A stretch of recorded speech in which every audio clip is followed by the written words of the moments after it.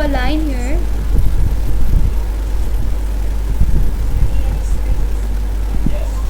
So basically this line will be representing me 0 degrees. और अगर मैं यहाँ पर एक और लाइन कनेक्ट कर दूँ, if I connect one more line with the same point here, and if I try to make an angle, so I know कि यहाँ पे 0 डिग्री होगा, and as the line exceeds, let's suppose अगर ये पहले line यहाँ पे थी, अगर हम क्लॉक की बात करें, लेट्स सपोज अगर एक क्लॉक की दो हम लोगों ने आर्म्स लेनी है, पहले वो बिल्कुल स्ट्रेट थी, 0 पे थी, दोनों एक के ऊपर एक थी, then I tried keeping the one of the arm the same way and I tried moving the other arm up. तो लेट्स सपोज ये हमारी जो लेट्स सपोज कि ये हमारे पास है, लेट्स सपोज ये आवर हैंड है और ये हमारे पास ये मिनट हैंड है। पहले मैंने दोनों को बिल्कुल एक के ऊपर एक रखा हुआ था, but as time increase I tried moving the other one up. तो क्या होगा, ये 0 डिग्री से जब मैं इस आर्म को और मज़ीद ऊपर मूव करूँगी तो मुझे पता है कि ये क्या होगा, यहाँ पे 0 था, so something it will be like 10 here, it will be 20 degree here, and if I keep on moving this arm and if I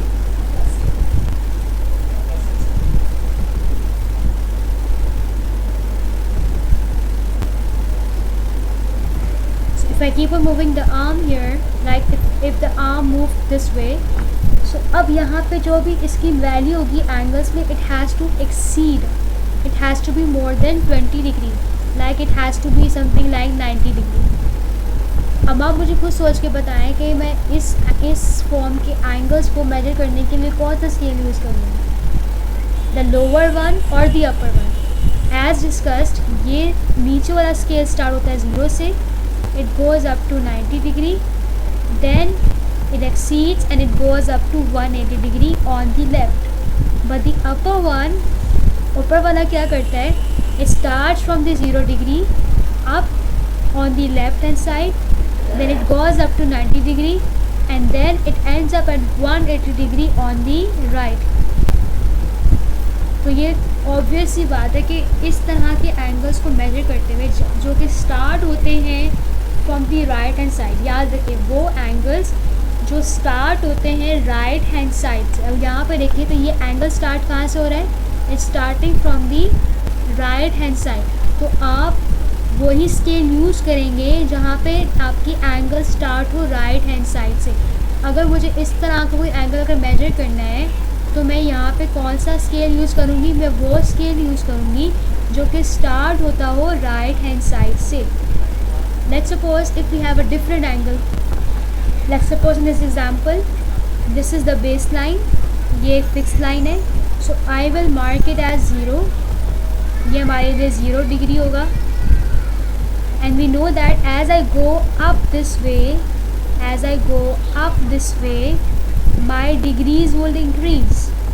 अब यहाँ पे जो है मेरा एंगल का मुंह किस तरफ खुला हुआ है, मेरे एंगल का मुंह खुला हुआ है towards my left hand side, या अगर मैं इसको दूसरे वर्ड्स में कहूँ, my angles are starting up from the left hand side, मेरे एंगल स्टार्ट हो रहे हैं लेफ्ट हैंड साइड। तो मैं अपने प्रोटेक्टर में किस स्केल को यूज़ करूँगी, I will use the outer scale जहाँ से मेरे डिग्री स्टार्ट हो रहे हैं लेफ़्ट हैंड साइड से। आई होप कि सबको बात क्लियर हो गई होगी, क्योंकि मेजॉरिटी को प्रॉब्लम होती है कि हम अगर एंगल को मेजर कर रहे हैं तो कहाँ से मेजर करें, हम अगर एंगल्स को ड्रॉ करें तो किस तरह से इसको ड्रॉ करें। अच्छा, ड्रॉ करते हुए हमारी मर्ज़ी है, हम ड्रॉ करते हुए अगर चाहें तो हम ये नीचे वाला स्केल भी यूज़ कर सकते हैं, या अगर हम चाहें तो ऊपर वाला स्केल भी यूज़ कर सकते हैं। क्योंकि अगर हमारा एंगल इस तरीके से फॉर्म हो या इस तरीके से फॉर्म हो, उसकी बात वही होती है, डिग्रीज वो उतने ही शो करेगा। लेकिन जब मेजर करने की बारी आती है तो अक्सर हमें से बहुत सारे बच्चे गलती कर जाते हैं, या बहुत सारे आप जैसे लोग गलती कर जाते हैं कि वो गलत तरीके से मेजर कर होते हो या प्रॉपर स्केल वो लोग चूज़ नहीं कर पाते। And I hope it will be clear to you. So if you continue reading the points here, if you see we have to place the protector such that the center is at the vertex of the angle। इस तरीके से आपको अपना protector रखना है कि आपका जो वर्टेक्स है वो बिल्कुल सेंटर में हो। अगर देखा जाए तो ये एक एंगल है जिसको आप मेजर कर रहे हैं। यहाँ पे डायग्राम क्लियर नहीं है, so you can open your book for the purpose to understand it carefully, ताकि इसको हम समझ सकें। तो आप अपनी बुक खोल सकते हैं इस पर्पज़ के लिए। It is on page number 235। अगर आप देखें तो बेसिकली ये आपको एक एंगल मेजर करते हुए बता रहे हैं। So here is the vertex, तो आप इसको सेंटर पे रखेंगे। अगर आप देखें तो आपकी जो एंगल की बेस लाइन है वो बिल्कुल इस प्रोट्रैक्टर की बेस से बिल्कुल मैच कर रही है, क्योंकि आपके एंगल का मुंह खुला हुआ है आपके लेफ़्ट हैंड साइड की तरफ। या अगर हम कहें कि हमारा जो एंगल है वो स्टार्ट हो रहा है लेफ़्ट हैंड साइड से, तो मैंने जो स्केल यूज़ करना है इसको रीड करते हुए, I will be using the outermost scale. So if I see, तो हमारा जो स्केल रीड कर रहा है, it's reading out, basically it's going to read out, यहाँ पे आके ये एंड होगा और यहाँ पे कितने डिग्रीज बन रहे हैं अपने बुक पे सब चेक करेंगे। It is actually 30 degrees. लेकिन अगर मेरे एंगल का मुंह खुला हुआ है राइट हैंड साइड की तरफ, तो मैं वो स्केल चूज़ करूँगी जो कि स्टार्ट होगा राइट हैंड साइड से ही। यहाँ पर भी आप लोग देख सकते हैं the vertex is just matching to the centre of the protractor. Base line बिल्कुल ऐसे जैसे बिल्कुल कोइंसाइड हो चुकी है, बिल्कुल मैच हो रही है एंगल की बेस लाइन के साथ। And if I go here I can read out 60 degree. I am going to use the innermost scale, क्योंकि इनर मोस्ट स्केल में मेरे डिग्री स्टार्ट हो रहे हैं राइट हैंड साइड से, और मेरा एंगल भी किससे स्टार्ट हो रहा है, starting from the right hand side. So here is the way you're going to read out the angles using the protractor. Then the previous class we talked in a rough way about different types of angles.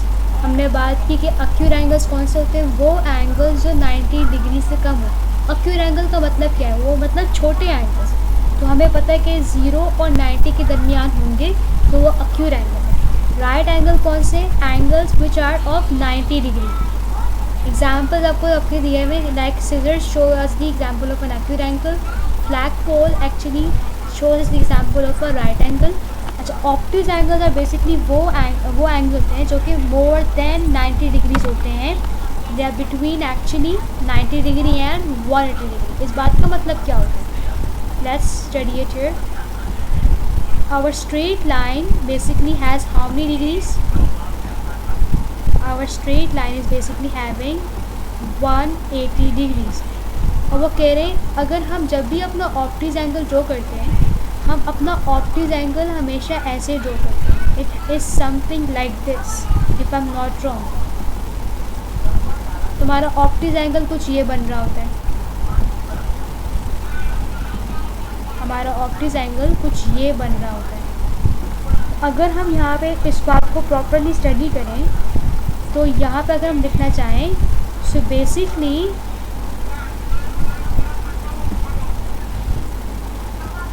ये तो हमारा कौन सा angle है, this is basically my 90 degree angle, this is my 90 degree angle.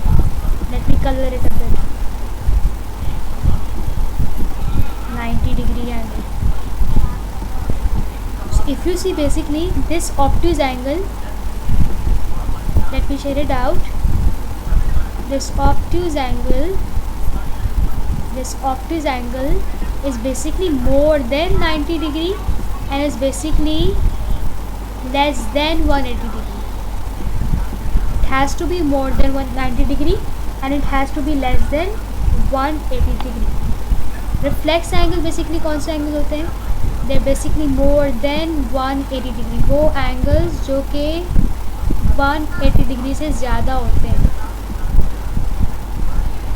अगर देखा जाए, this is representing us the acute angle, लेकिन जो उसकी ऑपोजिट साइड, जो ये बाहर का पार्ट है, this is representing me the reflex angle.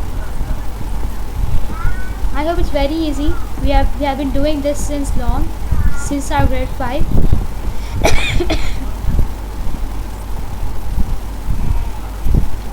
Practice now was your homework. You have to name the angles given to you. और यहाँ पर आपको वैल्यूज़ दी हुई, तो आपको वैल्यू से बताना था कि कौन से एंगल्स हैं ये। And I hope everyone can do it, it's very easy. अब जो हमारे पास जो नेक्स्ट टॉपिक है, the next topic is which is on page number 237, is basically about perpendicular line.